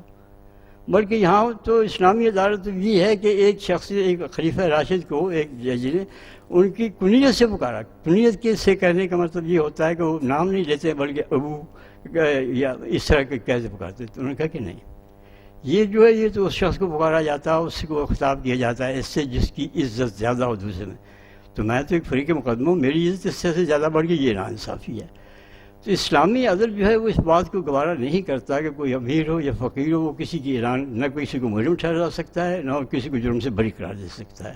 یہاں تو جرم سے بری وہی ہوگا جسے عدالت بری کرے گی۔ اس لیے اب آپ یہ دیکھ لیں کہ ہم کیا کر رہے ہیں اور کہاں جا رہے ہیں۔ اللہ تعالیٰ ہمیں توفیق دے کہ ہم خدا اور رسول کا مذاق نہ اڑائیں اور نہ ان لوگوں کے لیے جو ہے اپنی ہمدردیاں ان کے ساتھ ہوں، بلکہ اللہ تعالیٰ سے معافی مانگیں کہ ہم نے اپنے اوپر کیسے لوگوں کو مسلط کر رکھا ہے۔ اب جیسے کہ مولانا نے آپ کے سامنے پہلے اعلان کیا ہے کہ انشاءاللہ 13 مارچ کو جو اگلا اجتماع ہے وہ تحریک اسلامی کا سالانہ اجتماع ہے۔ جو حضرات یہاں پہلے بھی تشریف لاتے ہیں ان کو تو علم ہے، لیکن جو نہیں آتے ہیں ان کو بھی معلوم ہونا چاہیے کہ 13 مارچ کو سالانہ اجتماع ہوگا تحریک اسلامی کا۔ اس میں حکیم سرف صاحب امیر تحریک اسلامی اور حکیم عبدالوحید صاحب امیر صوبہ پنجاب تحریک اسلامی اور جناب حکیم حفیظ الرحمان احسن صاحب ایڈیٹر رسالہ سیارہ وہ نائب امیر ہیں، وہ بھی تشریف لائیں گے۔ تو آپ حضرات سے یہ گزارش ہے کہ آپ صرف خود شریک نہ ہوں بلکہ اپنے اور دوستوں کو، ملنے والوں کو جہاں تک بھی ہو سکے، جس حد تک بھی ہو سکے زیادہ سے زیادہ لوگوں کو اس میں شرکت کے لیے آمادہ کریں۔ آپ کو معلوم ہے کہ یہ اجتماع جو ہمارا 14 دن کا ہوتا ہے، یہ اس کے جو کچھ ہوتا ہے وہ آپ کے سامنے ہے۔ اتنی ایک اچھا اللہ تعالیٰ نے ہمیں مہیا کیا کہ 14 دن کے بعد اسی یہاں مل کے بیٹھتے ہیں اور اللہ اور رسول کی باتیں سنتے ہیں۔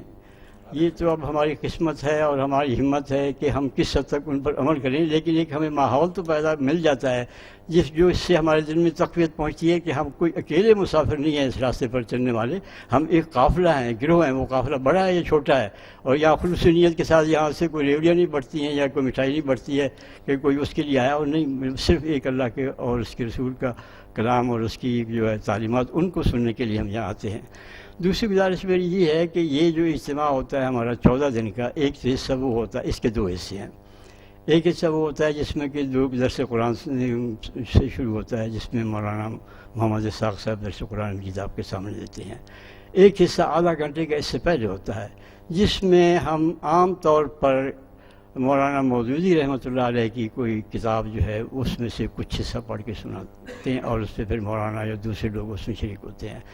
وہ بھی آپ یہ سمجھ لیں کہ اسی قدر نفع بخش انشاءاللہ ہے جس قدر کہ آپ دوسرے میں آتے ہیں، کیونکہ وہاں بھی سوائے اس کے کہ خدا اور رسول کی تعلیمات کے سوائے کوئی دوسری بات نہیں ہوتی ہے۔ اس میں بڑا فائدہ بلکہ اس دوسرے ایک لحاظ سے یہ ہے کہ وہاں جو بات ہے وہ اور کہیں ہمیں ہفتہ بھر سننے کو نہیں ملتی ہے عام طور پر۔ اس میں اسلام کو ایسے طریقے سے پیش کیا جاتا ہے جو آج کی ضرورت ہے۔ آج ہمارا ذہن جو ہے اس میں شکوک کے کانٹے ہیں، اس میں مسرتوں کے کانٹے بوئے جاتے ہیں، اس میں ہمیں سبق پڑھایا جاتا ہے کہ نیا ہے، پرانا ہے، روشن خیال ہے، تاریخ خیال ہے، یہ ہے وہ ہے۔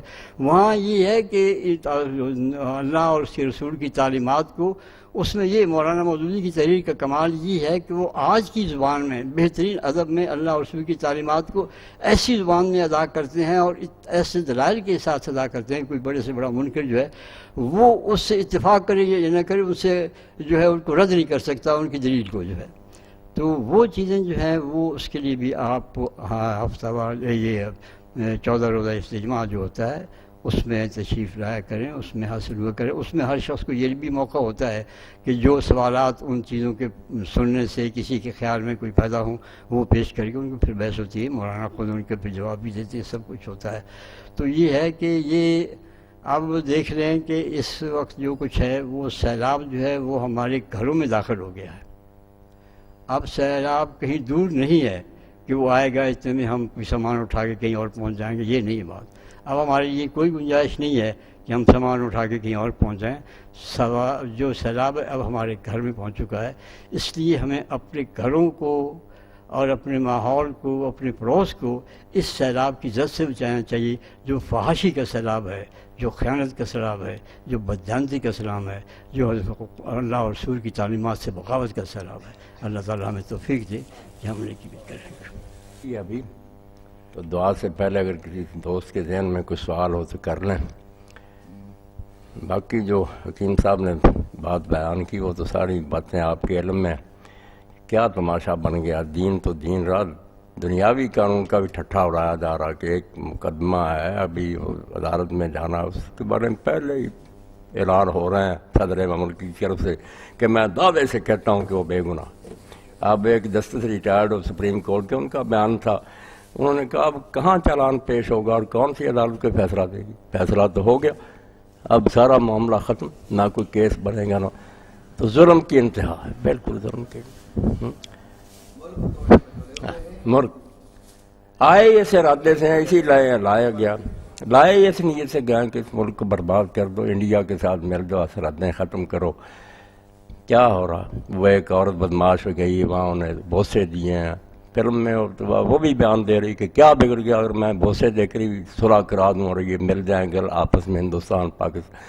حد ہو گیا, فتح کر رہے ہیں کشمیر کو. وہ آدمی میرے بوسہ دینے سے اور چمیاں دینے سے کیا بگڑ گیا, اس کا بھی بیان ہے, وہ بھی اسی کی. توبہ توبہ, یہ دیکھ لیں کدھر لے جا رہے ہیں. اب وہ عدل و انصاف کہاں گیا جو اللہ کے دین نے ہمیں بتایا, جو ہمیں کتابوں میں ملا کہ مصر میں دوڑ ہوئی, گورنر مصر تھے, فاتح تھے حضرت عمرو بن العاص رضی, ان کا بچہ بھی تھا دوڑ میں شریک, تو ایک دوسرا آدمی بھی تھا, اس کا گھوڑا آگے نکل رہا تھا. اس نے محمد نے گورنر کے بچے نے چابک مار دیا اس کے گھوڑے کو کہ میں جیتوں یہ ہار جائے. تو اس پر جھگڑا ہو گیا. تو مقدمہ آیا جب حضرت عمرو بن العاص کے پاس, اس نے کہا آپ کے بچے نے خواہ مخواہ میرے گھوڑے کو بھی روکا اور میرے بھی چابک مارا, تو بجائے بدلہ لینے کے آپ نے نا اس کو ٹال دیا, کوئی بات نہ سے. وہ مدینہ منورہ پہنچ گیا, حضرت عمر رضی کو جا کر بات بتائی کہ دوڑ میں ہم شریک تھے, اس کا گھوڑا ہار رہا تھا, میرے گھوڑے کو چابک مار کر اس نے پیچھے کیا اور ساتھ مجھے بھی چابک مارے, تو کوئی فریاد نہیں سنی. آپ نے بھیج دیا قاصد کہ عمر کو بھی لے آؤ, فاتح مصر اور اتنے بڑے صحابی, بیٹا بھی لے آؤ. جب پیش ہوئے تو آپ نے فرمایا یہ ایسا سنا میں نے, تم نے سزا دینے کی بجائے اس کو ٹال دیا. اور ساتھ ہی یہ بات کہی, حکیم صاحب نے بہت اچھی بات بیان کی رسول اللہ کی, بھی آپ نے جنت کی جوان عورتوں کی سردار آپ کی لخت فرمایا فاطمہ نے چوری کی ہوتی میں اس کا ہاتھ کاٹ دیتا, تم اس فاطمہ مخزومیہ کو رو رہے. تو حضرت عمر رضی نے یہ بات کی سنہری حرفوں میں لکھنے کی قابل کہ متا تعبدون ولدتہم امہاتہم احرارا, ماؤں نے ان کو آزاد جنا تھا لوگوں کو, تم نے کب سے ان کو اپنا غلام بنا لیا کہ یہ تمہارے غلام پیدا ہو. ان کی ماؤں نے جب جنا تھا تو تمہاری غلامی کا ٹھپا لگوا کر آئے کہ تمہارے غلام ہے, یہ انصاف کیوں نہیں کیا. کہا چابک لے, چابک دیا اور کہا اس محمد کے سر پر مارو بیٹے کے. ہاں, اور ساتھ ہی یہ کہو کہ لے, جب اس نے چابک مارا تھا تو کہا تجھے پتا ہے میں گورنر مصر کا بیٹا ہوں, چابک مارو اور ساتھ ہی کہو کہ لے ہوئے گورنر مصر کے بیٹے, سر پر ٹھوک. اور بعد میں کہا یہ عمر بیٹھا اس کے سر پر ہی مار. تو اس نے کہا نہیں حضرت میرا انصاف ہو گیا, اب میں کیوں ان سے فرمایا تیری مرضی ہے, ورنہ میں چاہتا ہوں کہ ان کے سر پر بھی ایک دو پڑ جاتی نا تو ان کا دماغ درست ہو جاتا کہ اسلام میں یہ گورنر حاکم کوئی چیز نہیں, یہ نوکر ہیں جو کام کے لیے آگے بٹھائے ہوئے ہیں, یہ لوگوں کے مالک نہیں ہیں کہ ان کے ساتھ جو جی چاہے کریں. جس امت کو یہ ورثہ ملا, یہ جائیداد ملی, اب اس سے محروم کر کے ایسی وادیوں میں لے جا رہے ہیں کہ چلو تم کمبختو عمل نہیں کر سکتے, اس کو برباد کرنے پر کیوں تلے.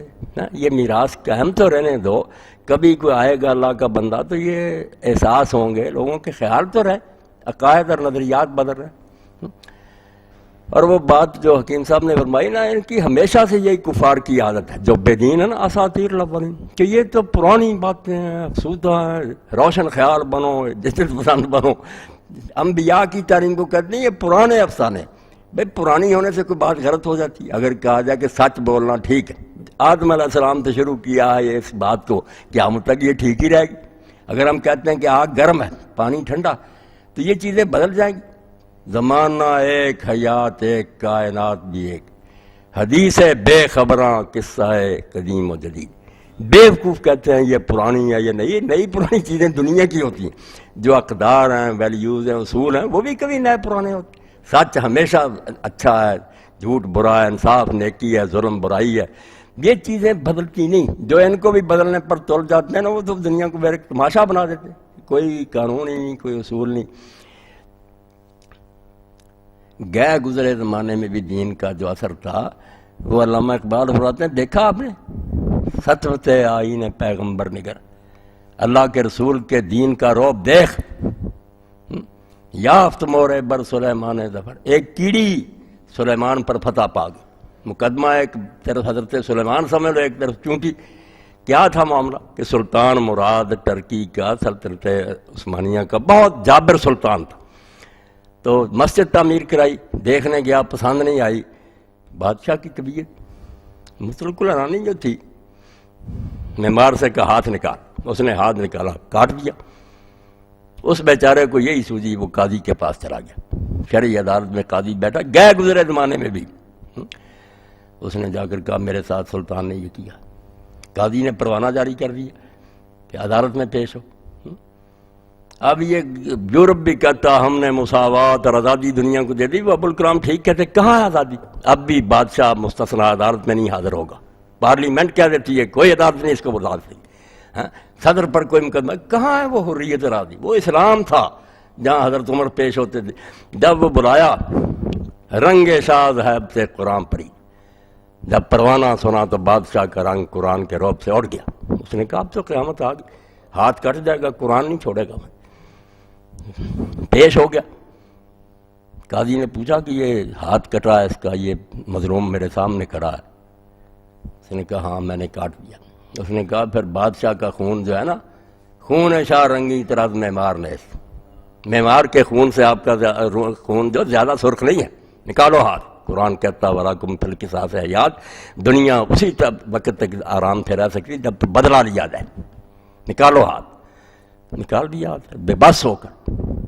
اتنا بڑا سلطان، پوری مسلمان دنیا اس کے تابع، اس وقت رحم آ گیا، معمار کو رحم آ گیا۔ اس نے کہا قاضی صاحب میرا انصاف ہو گیا، میں ہاتھ نہیں کٹوانا چاہتا۔ قاضی نے کہا یہ بھائی آپ کی مرضی ہے، آپ اگر چاہتے ہیں بغیر کسی جبر و اکراه کے تو میں مانتا ہوں قرآن نے آپ کو حق دیا، ورنہ یہاں شاہ مراد کا کوئی لحاظ نہیں ہوگا، یہ نہیں دیکھا جائے گا کہ شاہ مراد کا آتا ہے کاٹ دوں گا۔ اس پر وہ پھر اقبال رحمۃ اللہ علیہ نے کہا کہ سطوت آئین پیغمبر نگر، محمد مصطفیٰ صلی اللہ علیہ وسلم کے قانون کا روب دیکھ، یافت مورے بر سلیمان۔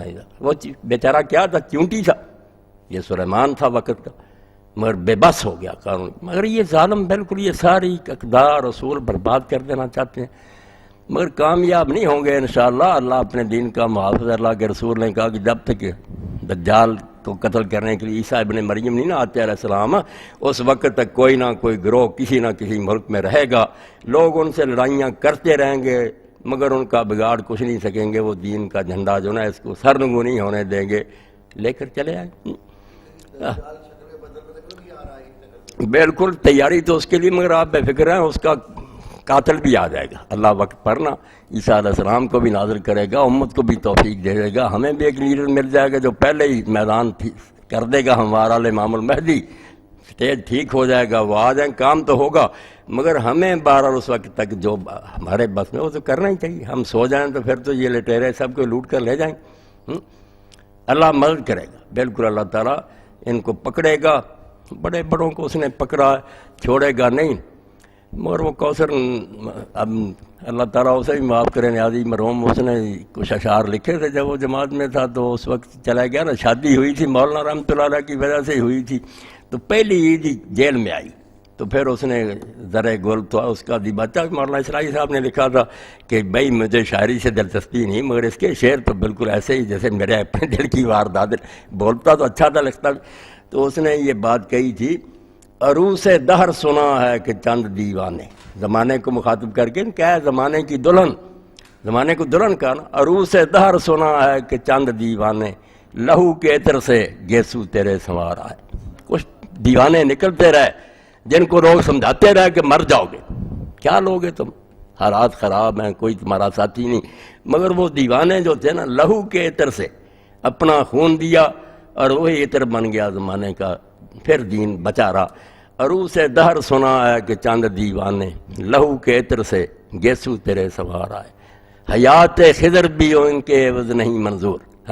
حضرت خضر کی عمر بھی مل جائے، وہ نہیں، ہم نہیں سودا کرے، حیات خضر بھی ان کے عوض نہیں منظور، وہ چند روز جو زندہ میں ہم گزار آئے۔ دین کے لیے قید میں گئے، کوئی چوری نہیں کی تھی، کوئی ڈاکہ نہیں ڈالا، دین کے لیے ان لوگوں نے بند کر دیا۔ باقی بات تو یہی ہے کہ دین کے راستے میں آدمی کو کانٹا بھی چپ جائے، اللہ اس کی بڑی قدر کرے گا کہ میرے دین کے لیے شہید کو ستایا گیا۔ ورنہ لوگ بدماش جاتے ہیں جیلوں میں۔ اب وہ کتاب جو آئی اگر آپ تک نہیں پہنچی، اب تو مجھے پتا چلا کہ وہ 1000 کی بھی نہیں مل رہی، بالکل بلیک ہوگی۔ ہاں میں باغی ہوں، جاوید ہاشمی نے جو لکھی ہے وہ پڑھنے کے قابل ہے، اللہ نے اس کو بھی صلاحیت دی ہے لکھنے کی۔ اور اس نے بالکل سید مودودی کا شروع میں کہا کہ میرا خاندان بھی پیروں کا تھا، مگر میں پڑھتا تھا، روکتے تھے، مگر اس کی روشن ضمیر کی مرشد کی باتوں نے ہمیں ایک اور ہی رنگ دی، ہمارے اندر وہ چیزیں سما گئیں، ہم جہاں بھی ہیں وہ اثر ہم سے جاتا نہیں۔ تو بہت عمدہ کتاب اس نے نا، ہاں میں باغی ہوں، اس نے کہا وہ معاشرہ جس نے بیوروکریسی اور فوج اور جاگیردار تھا، ان کے باغی نہیں بننا تو پھر اسلام کہاں ہے؟ ان کے خلاف جہاں تک ہمارے اندر کوئی جان ہے ہم بالکل بغاوت کریں گے اور ان کا مقابلہ کریں گے، بے شک کچلے جائیں۔ پڑھنے کے قابل بہت عمدہ کتاب اس نے نا لکھ دی۔ اللہ تعالیٰ مدد فرمائے، استقامت دے۔ ایک بات اس میں جو اس نے لکھی نا ذرا ایمان تازہ کرنے کے لیے، وہ کہتا بھٹو اور کھارد جو تھا ان کے بارے میں سب کچھ ہم جانتے تھے، ہم ہی گورنر ہاؤس کے دروازے توڑ کر اندر چلے گئے تھے جب 2 یتیم بچیاں حرام زادوں نے وہاں اغوا کر لی تھی، تو یہ کانپ گیا پھر بھٹو کے ہیں دروازے توڑ کر، سب لکھا۔ مگر ایک بات اس نے کہی کہ میں گیا بیت اللہ شریف کا دروازہ کھلا اور ہمیں بھی موقع ملا، تو وہاں میرے ساتھ مصطفیٰ صادق بھی تھے، تو انہوں نے یہ بات مجھے بتائی جس سے میں نے اپنا دل اس کی طرف سے صاف کر لی کہ وہ جو بھی تھا، مگر یہ بات اس نے یار مسلمان کے بچے نے بڑی کہی، اور کوئی پتہ نہیں کس نیکی کو اللہ قبول کر لے کہ وہ کہتے ہیں مصطفیٰ اس کے وفد کے ساتھ بھی تھے بھٹو کے، کہ جب یہ بتایا گیا نا کہ یہ جگہ جو ہے نا بیت اللہ میں یہاں حضور نے نماز پڑھی تھی، وہ الگ ہے نا نشان اندر دیا ہوا کہ یہاں حضور پاک نے نماز پڑھی تھی جب داخل ہوا، تو وہیں قریب پڑا تھا، تو وہ کہتا کہ بالکل جیسے بجلی کا کرنٹ ہوتا نا اس طرح ہوا، اور اس نے پیچھے ہٹ کر کہا کہ توبہ توبہ میری مجال ہے کہ جہاں اللہ کے رسول نے قدم رکھے تھے میں رکھوں، میں اس کے قائل ہوں، میرے جیسا گندا بندہ اور رسولہ کی جگہ پر میں کھڑا ہوں۔ تو اس پر اس نے فکرہ لکھا کہ میرے دل میں اس کے خلاف جو میل تھا نا وہ سب شراب مصیر تھا، میں نے دور کر دیا، یار معاملہ اللہ کے حوالے کرو، پتہ نہیں کس بات پر وہ خوش ہو جائے۔ اس نے بالکل عاجزی سے کہا کہ یار رسولہ کے کھڑے ہونے کی جگہ پر کھڑے ہونے کے میں قابل ہوں، کہاں اللہ کے رسول، کہاں میرے جیسا گندا اور گناہ گار۔ تو کتاب آپ ضرور وہ حاصل کریں، پڑھنے کے قابل، ایمانی جذبات تازہ کرنے کے لیے اس میں بڑا مواد ہے۔ اللہ تعالیٰ ایسے لوگوں کو استقامت دے، ہم تو کمزور ہیں، چلو جیلوں میں جاتے ہیں، للکارتے ہیں ظالموں کو، اللہ مدد کرنے والا۔ اللہم صلی علی سیدنا و نبینا محمد وعلی آلہ وصحبہ وبارک وسلم۔ اللہم انصر الاسلام والمسلمین واخذل الکفرۃ والمشرکین۔ اللہم انصر من نصر دین محمد صلی اللہ علیہ وسلم واجعلنا منہم، واخذل من خذل دین محمد صلی اللہ علیہ وسلم ولا تجعلنا منہم۔ ربنا افرغ علینا صبرا وثبت اقدامنا وانصرنا علی القوم الکافرین۔ ربنا لا تجعلنا فتنة للقوم الظالمین ونجنا برحمتک من القوم الکافرین۔ انت ولینا فاغفر لنا وارحمنا وانت خیر الغافرین۔